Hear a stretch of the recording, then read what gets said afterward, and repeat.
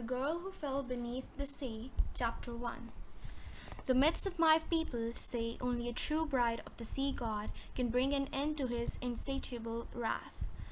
When the otherworldly storms rise from the east sea, lightning breaking the sky and waters rippling up the shore, a bride is chosen and given to the sea god, or sacrificed, depending on the measure of your faith. Every year the storms begin, and every year a girl is brought to the sea. I can't help wondering if Shim Cheong believes in the myth of the sea god's bride, if she'll find comfort in it before the end. Or perhaps she sees it as a beginning. There are many pathways destiny can take. For instance, there's my own path, the literal path before me, stretching narrowly through the waterlogged rice fields. If I follow this path, it'll eventually lead me to the beach. If I turn around, the path will take me back to the village. Which destiny belongs to me? Which destiny will I grasp onto with both hands? Even if it were up to my choice, it wouldn't really be mine to make. For though a large part of me belongs for the safety of my home, the pull of my heart is infinitely stronger. It tugs me toward the open sea and to the one person I love beyond destiny, my brother June. Lightning streaks through the storm clouds, splintering across a blackened sky. A half-second later, a clap of thunder rumbles over the rice fields. The path ends where the dirt meets the sand. I take off my soggy sandals and fling them over my shoulder. Through the torrent of air, I catch sight of the boat, tossing and turning upon the waves. It's a small, hollowed-out vessel with a small mast, meant to carry 8 or so men, and one sea god's bride. Already it's a distance from the shore and moving farther still. Lifting my rain-soaked skirt, I sprint towards the raging sea. I hear a shout from the boat the same moment I crash into my first wave. Immediately I'm pulled under. The freezing water steals my breath. I tumble beneath the water, spinning violently to the left, then the right. I fight to get my mouth above the surface, but the waves pour into and over me. I'm not a weak swimmer, but I'm also not a strong one, and although I fight to swim, to reach the boat and live, it's so very hard. It might not be enough. I wish it didn't hurt so much. The waves, the salt, the sea. Mina! Strong hands wrap around my arms, pulling me out of the water. I'm placed firmly on the boat's undulating deck. My brother stands before me, familiar features twisted into a scowl. "What were you thinking?" June shouts over the howling wind. "You could have drowned!" A massive wave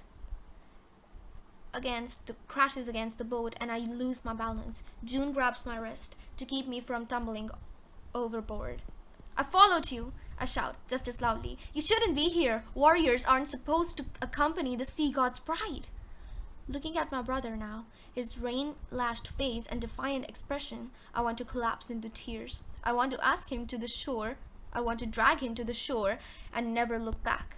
How could he risk his life like this? "If the gods should know of your presence, you'll be killed." June flinches, his eyes flicking to the prow of the boat, where a slender figure stands, hair whipping sharply in the wind. Shim Cheong. "You don't understand," June says. I couldn't let her face this alone." The breaking of his voice confirms what I've suspected all along. What I'd hoped wasn't true. I curse under my breath, but June doesn't notice. His entire being is focused on her. The elders say Shim Cheong was fashioned by the goddess of creation to be the sea god's final bride, the one to ease all his sorrows and usher in a new era of peace in the kingdom. She has skin forged from the purest of pearls. She has hair stitched from the deepest night. She has lips covered by the blood of men. Maybe this last detail is more bitterness than truth. I remember the first time I saw Shim Cheong. I was standing with June beside the river. It was the night of the Paperboat Festival 4 summers ago when I was 12 and June was 14. It is tradition in the seaside villages to write wishes onto pieces of paper before folding them carefully into boats to set them upon the river. The belief is that our paper boats will carry our wishes to our dead ancestors in the spirit realm, where they can bargain with the lesser gods to fulfill our dreams and desires. Shimcheong might be the most beautiful girl in the village, but her face is a curse. I looked up at the sound of June's voice, following his gaze to the bridge spanning the river where a girl stood at its center. With her face lit by moonlight, Shimcheong seemed more goddess than girl. She held a paper boat of her own. It fell from her open palm onto the water. As I watched it drift down the river, I wondered what someone so beautiful could possibly wish for. I didn't know then that Shimcheong was already destined to be the sea god's bride. Now standing on the boat in the pouring rain with thunder rattling my bones, I noticed the way the men keep away from her. It's as if she's already been sacrificed, her otherworldly beauty separating her from the rest of us. She belongs to the sea god. It's what the village has always known ever since she came of age. I wonder if it happens in a day for your fate to change, or if it takes longer for your life to be stolen from you. I wonder if June sensed this loneliness in her, because ever since Shimcheong was 12, she belonged to the sea god, and while everyone might have seen her as someone who would one day leave, he was the only one who wanted her to stay. Mina, June tugs my arm. You need to hide. I watch as June anxiously searches the uncovered deck for a place for me to conceal myself. He might not care that he's broken one of the sea god's 3 rules, but he worries for me. The rules are simple. No warriors, no women besides the sea god's bride, no weapons. June broke the first law by coming tonight. I broke the second, and the third. My hands curled around the knife hidden beneath my short jacket, the blade that once belonged to my great-great-grandmother. The boat must have reached the center of the storm, because the winds stop howling. The waves cease their crashing over the deck, and even the rain lessens its relentless battering. It's dark in every direction, the clouds obscuring the moonlight. I move closer to the boat's edge and look over the side. The lightning flashes, and in the brightness, I see it. The fishermen see it too, their screams swallowed by the night. Beneath the boat moves a massive silver-blue dragon. Its snake-like body circles the boat, the ridges of its scaled back breaking the surface of the water. The flashing of light dissipates.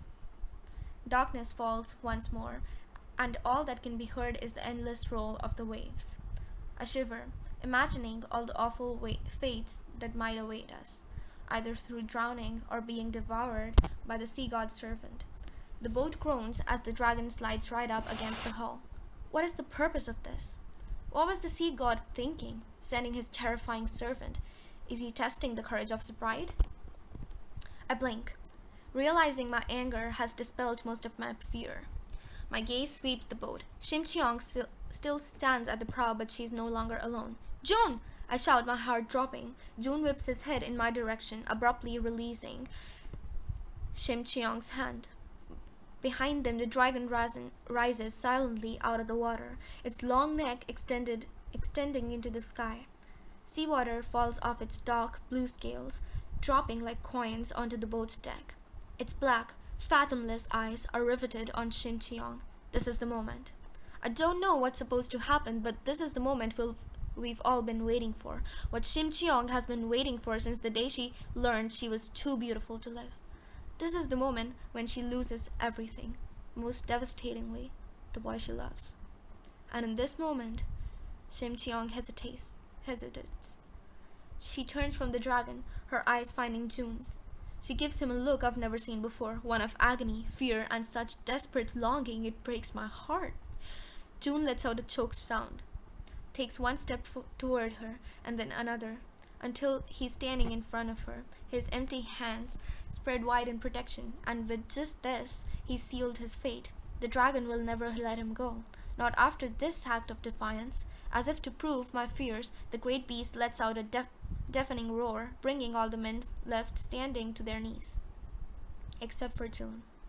My fierce, stubborn fool of a brother, who stands as if he can single-handedly protect his love from the sea god's wrath.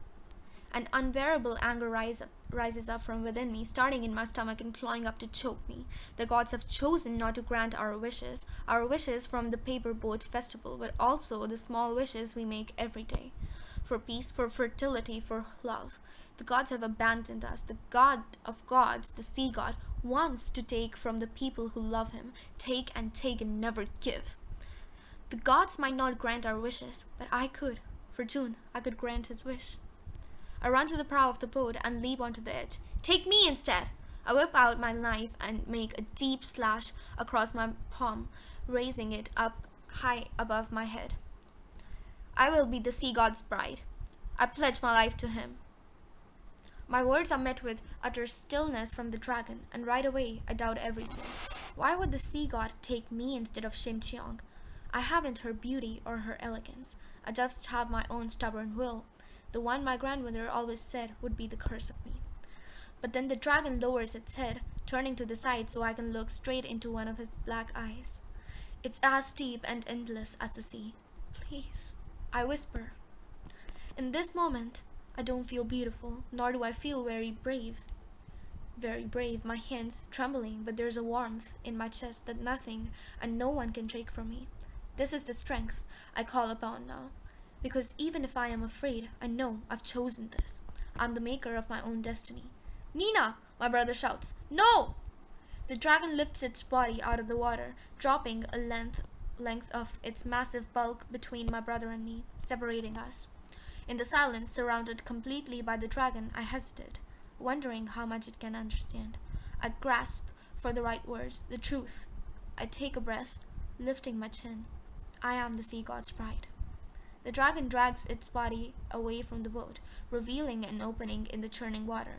Without looking back, I jump into the sea. End of chapter 1.